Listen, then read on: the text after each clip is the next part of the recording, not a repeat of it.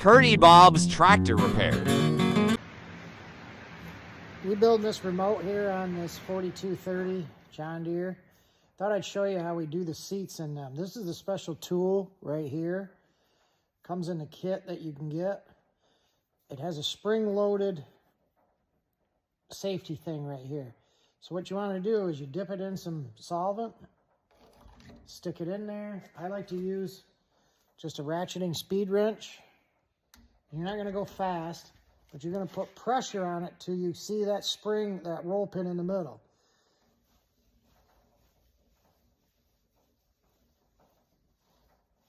Usually I do 10 times, pull it out, check the end of it for any kind of particles, rinse it back off. You like to look down in there and you'll tell right away, and I can still see some problems in there. Do it again.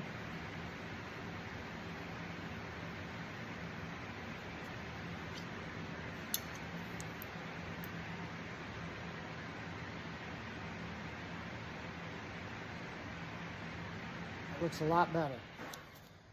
Then I go around and do all 4 of them that way with that one. Then you switch over to this one. This one is a lot finer of a stone, and the spring isn't as stiff. You don't have to hardly put any pressure on that at all to make that. And they do that so you're not really changing the diameter or anything of the seat in there. All you're doing is just cleaning it up.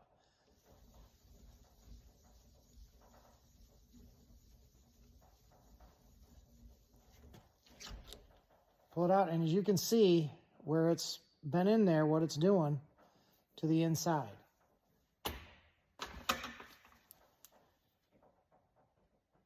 Looks good.